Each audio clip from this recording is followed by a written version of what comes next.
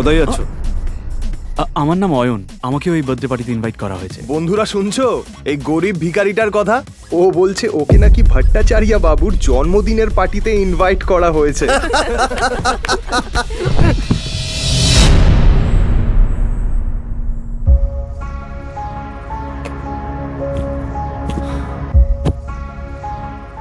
Rusha baby, চলো বাড়ি যাই। বেবি? রুষা, তুমি এই ভিখারিটাকে চেনো নাকি? কই না তো। Who the hell are you? এটা শুনি অয়ন অবাক হয়ে যায়। এর আগেও রুষা অনেকবার অয়নকে অপমান করেছে। রুষা, চলো এবার বাড়ি যাই। এ ভিখারি, বেরো এখান থেকে। সিকিউরিটি, একে ঘাড় ধাক্কা দিয়ে বের করে দাও। ঠিক সেই সময়ই বার্থডে বয় ভট্টাচার্য সেখানে হাজির হয়, আর তার নজর গিয়ে পড়ে অয়নের ওপর। অয়ন তার জন্মদিনে এসেছে এটা দেখে সে অবাক হয়ে যায়। অয়ন রায়চৌধুরী স্যার, আপনি আমার পার্টিতে এসেছেন? আমার তো বিশ্বাসই হচ্ছে না। আপনি আমার পার্টিতে এসেছেন, আমি তো ধন্য হয়ে গেলাম স্যার।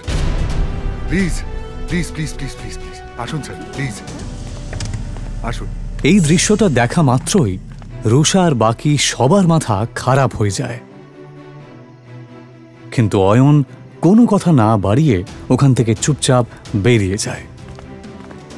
বাইরে গিয়ে সে রুষার জন্য অপেক্ষা করতে থাকে।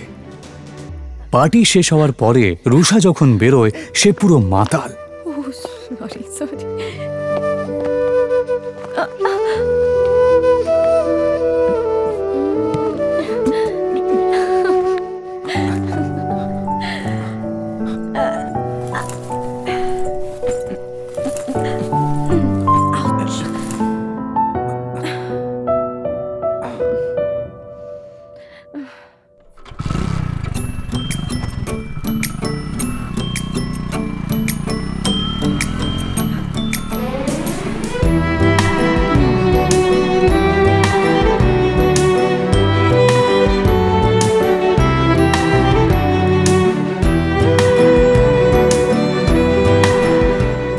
তাকে নিয়ে অয়ন কোনো মতে নিজের শ্বশুরবাড়ি পৌঁছায়।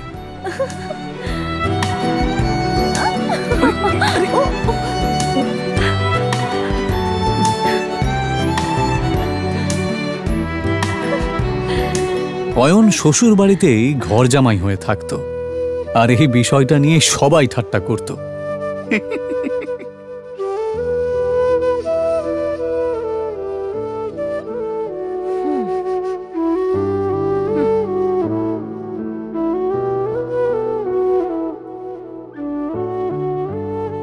বাড়িতে ঢোকার সময় রুষার কাজিন সূর্যর সাথে দেখা হয়।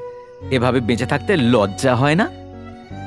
অয়নকে চুপ থাকতে দেখে রুষার কাজিন সিস্টার সায়নী বলে ওঠে, সূর্য বাদ দে এর কথা। জানি না রুষা কি দেখেছে যার জন্য একে এখনো বাড়ি থেকে ঘাট ধাক্কা দিয়ে বের করে দেয়নি।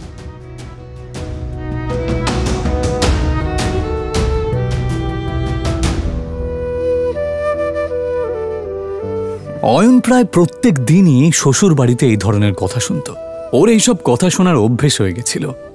ওরা সবাই এই রকম ব্যবহার করলেও ও এদেরকে ক্ষমা করে দিত, কারণ ও রুষাকে সত্যিই খুব ভালোবাসত। নে খা।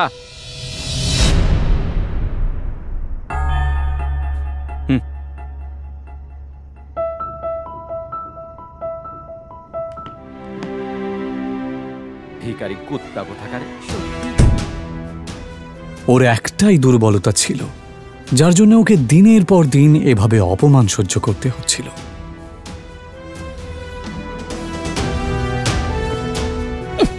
আমাকে নিয়ে যত ঠাট্টা করার করে নাও, যেদিন তোমরা আমার সত্যিটা জানতে পারবে সেদিন তোমাদের মাথা খারাপ হয়ে যাবে। অয়ন আসলে কে সেটা কেউই জানত না, তবে কেন জানি না অয়ন নিজেও কাউকে কিছু বলতে চাইতো না।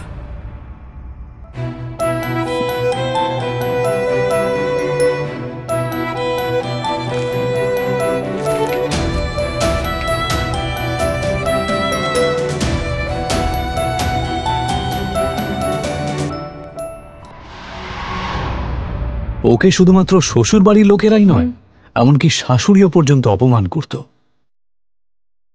উনি রুষা আর অয়নের ডিভোর্সও করিয়ে দিতে চেয়েছিলেন।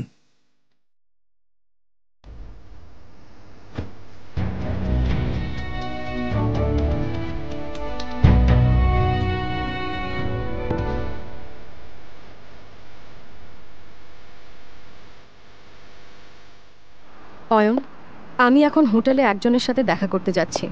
তুমি কিন্তু কাউকে বলবে না যে তুমি আমার স্বামী, বুঝেছো? কিন্তু রুষা, অয়ন, তুমি ভালো করেই জানো যে ভেতরে যারা আছেন তারা কত বড় লোক। ওরা যদি জানতে পারেন যে আমার স্বামী একজন গরিব কাঙ্গাল, তাহলে আমি কাউকে মুখ দেখাতে পারবো না।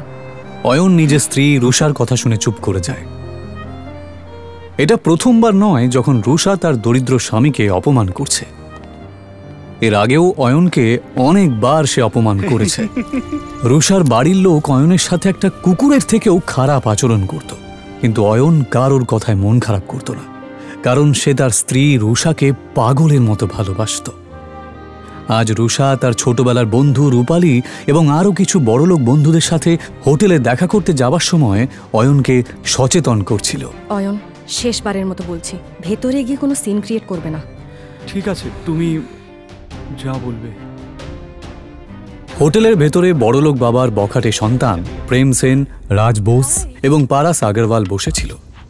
আসলে তারা রূপালীর বন্ধু হলেও রুষাকে দেখার পর এবং তার রূপ দেখার পর অবাক হয়ে যায়। এটা কে রূপালী? এত সুন্দর দেখতে। ও ও আমার বেস্ট ফ্রেন্ড রুষা।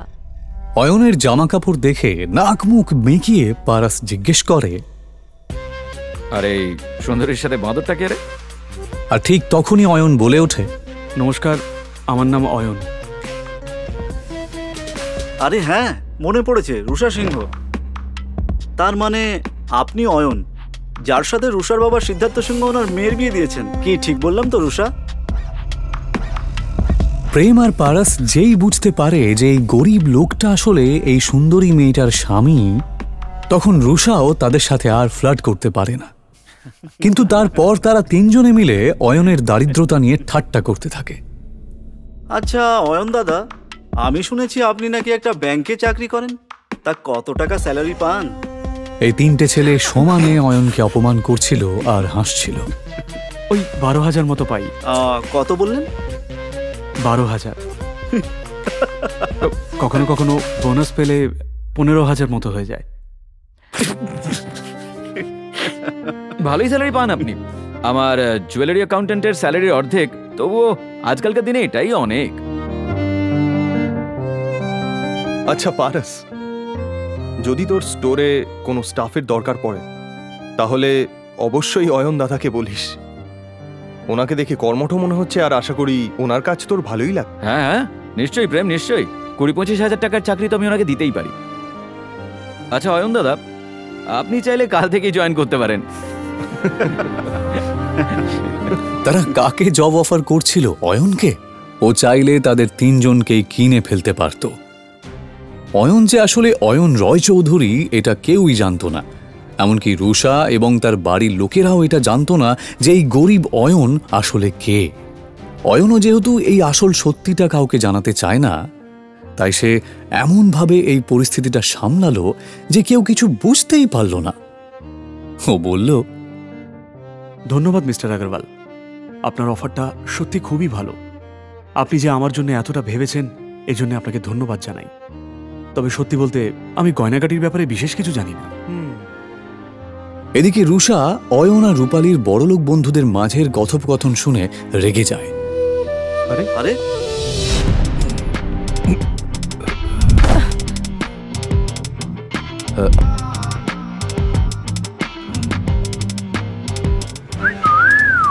ওই লোকটার মুখ থেকে প্রচন্ড পরিমাণে মদের গন্ধ বেরোচ্ছিল।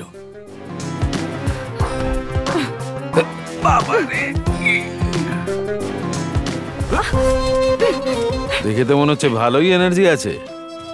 অসভ্য লোক, তোর সাহস কি করে হয় আমার সাথে সব কথা বলার? ছেড়ে দাও আমাকে। এই দাঁড়া দাঁড়া বলছি। কি বললি? আমি অসভ্য? আগে নিজেকে দেখ, বেশি নাটক করিস না, বুঝেছিস? ছেড়ে দে আমাকে। রুষা এবার কোনো কিছু না ভেবে লোকটার গালে একটা সপাটে চড় মেরে দেয়। স্যার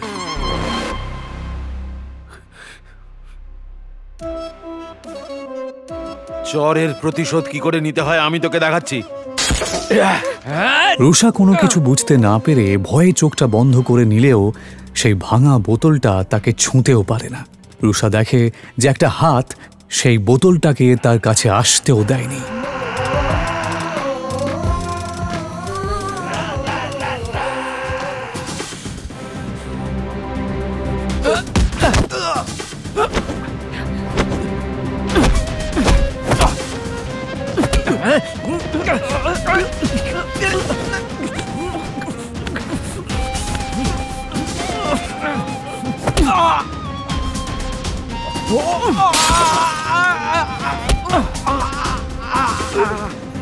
নেশার চোটে তোর মাথা খারাপ হয়ে গেছে। যদি নিজের ভালো চাস তো এক্ষুনি আমার স্ত্রীর পা ধরে ক্ষমা চা আর বেরিয়ে যা এখান থেকে। অনেক বড় ভুল করেছিস তুই আমার গায়ে হাত তুলে। এবার তুই দেখ এই নেশায় আমি কি করি।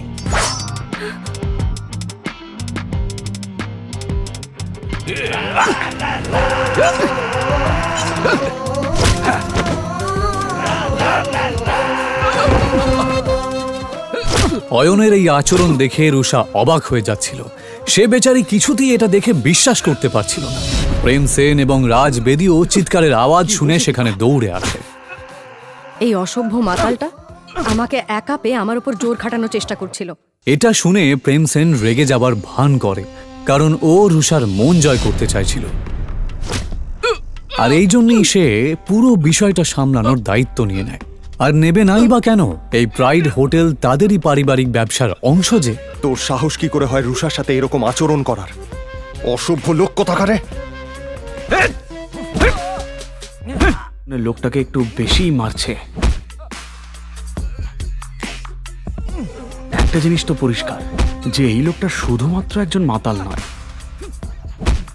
প্রেম সেন আর রাজ বোস কিছুতেই থামছিল না, আর তার জন্যই অয়ন তাদেরকে থামানোর জন্য বলে, ব্যাস অনেক হয়েছে, ওর শাস্তিও পেয়ে গেছে। এইভাবে মারতে থাকলে ও মরে যাবে তো। আরে অয়ন দাদা, আপনি এত ভয় পাচ্ছেন কেন? আমি এই হোটেলের মালিক, তাই এই ব্যাপারটার এখানেই মিটমাট হয়ে যাবে।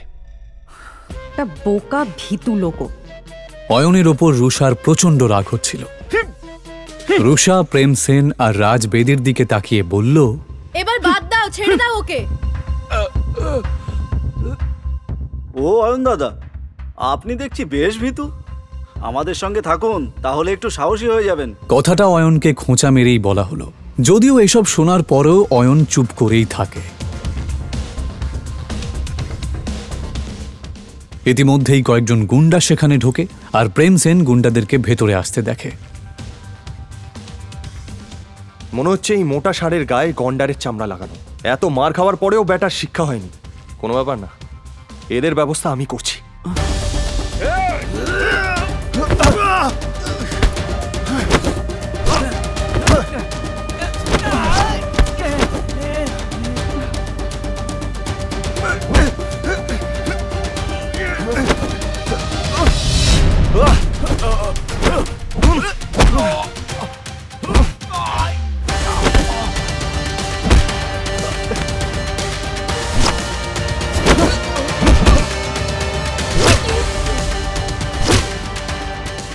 প্রেম সেন ভালোই মারপিট করতে জানত, কারণ ও কারাটেতে ব্ল্যাক বেল্ট ছিল। এক এক করে প্রেম সেন গজেন্দ্রের সমস্ত সাঙ্গপাঙ্গকে মাটিতে মিশিয়ে দেয়। তোরা হচ্ছিস গুন্ডার নামে কলঙ্ক, বুঝলি? ফাটিয়ে দিয়েছিস ভাই, তোর কোনো জবাব নেই। আমার মনে হয় না ওরা আর উঠতে পারবে বলে। মিস রুষা আর রূপালী, তোমরা ঠিক আছো? প্রেমের প্রশ্নটা শুনে রুষা আর রূপালী তাদের ঘাড় নাড়ল। প্রেম আসলে এসব করছিল রুষার নজর কাড়ার জন্য। যদিও রুষার নজর তখন তার স্বামী অয়নের দিকেই ছিল, সেই অয়ন যে চুপচাপ বসে গুন্ডাদের দিকে তাকিয়েছিল। প্রেম সেন আরও ক্ষিপ্ত হয়ে যায়। ভাই, এবার এদেরকে নিয়ে কি করবি? কাউকে ডাকবো নাকি এদের ব্যবস্থা করার জন্য? আরে তার দরকার পড়বে না, আমার স্টাফ দেখে নেবে। চলো তোমরা বাইরে চলো। পারাস আসলে একটু বাড়তি কথা বলছিল, যদিও সেরকম কিছু করার ক্ষমতা ওর ছিলই না।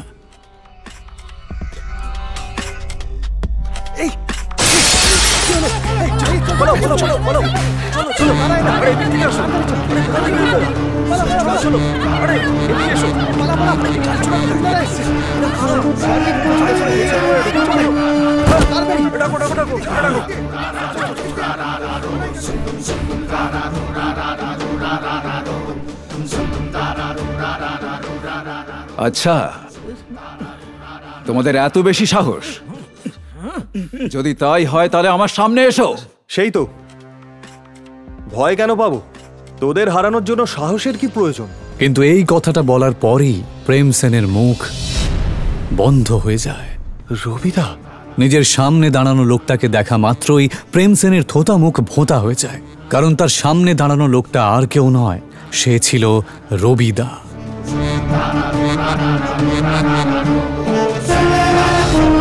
তাদের সবার লাল চোখ দেখে এটা বোঝা যাচ্ছিল যে তারা এখানে প্রেম এবং বাকি সবাইকে শেষ করতেই এসেছে। তাদের তিনজনের অবস্থাপন্ন পরিবারের লোকেরা সুরক্ষার ভয়ে যেই রবিদাকে টাকা পাঠায়, আজ সেই রবিদাকে সে খেপিয়ে দিয়েছে। এইমাত্র আমাকে কে চ্যালেঞ্জ করলো? দাদা, আমি তো ঠাট্টা করছিলাম, আমি জানতাম না ওখানে আপনি দাঁড়িয়ে আছেন। আমায় ক্ষমা করে দিন। ও, ঠাট্টা করছিলি বুঝি? হ্যাঁ, তা হতেই পারে, ঠাট্টা তো হতেই পারে। তাহলে একটা ঠাট্টা আমিও তোর সাথে করি। দাদা, এটা কথা বলে মীমাংসা করলে হয় না?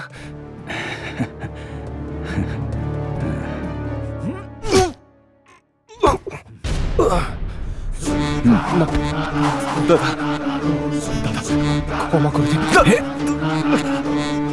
কি কেমন লাগলো আমার ঠাট্টাটা?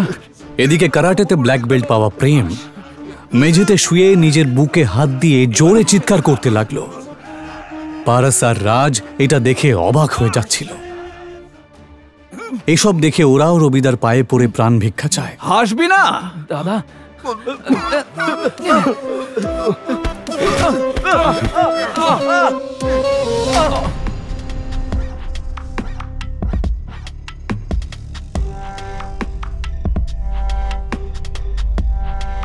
ওঠাতে পারছিস না?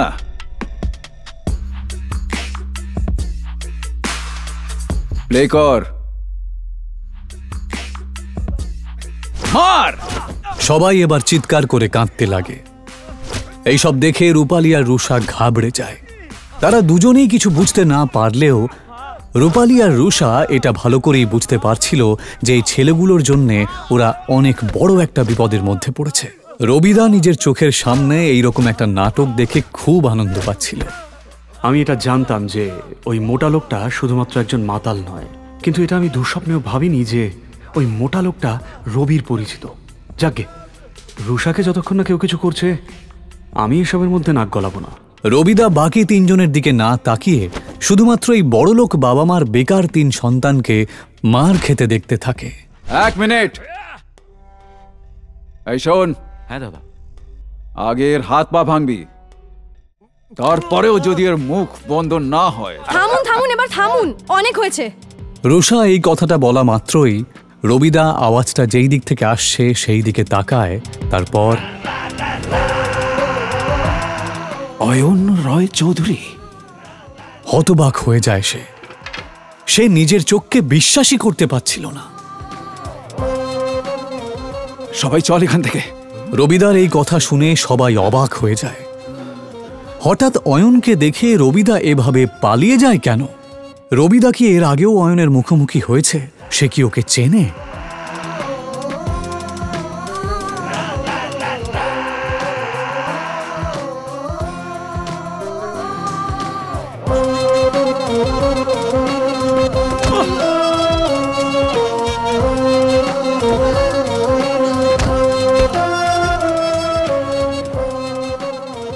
সত্যি কি অয়ন একজন আরবপতি? যদি তাই হয় তাহলে সে কেন এভাবে দিনের পর দিন অপমান সহ্য করছে? রুষার বাবা অয়নের মতন একটা গরিবের সাথে কেন তার বিয়ে দিয়েছে?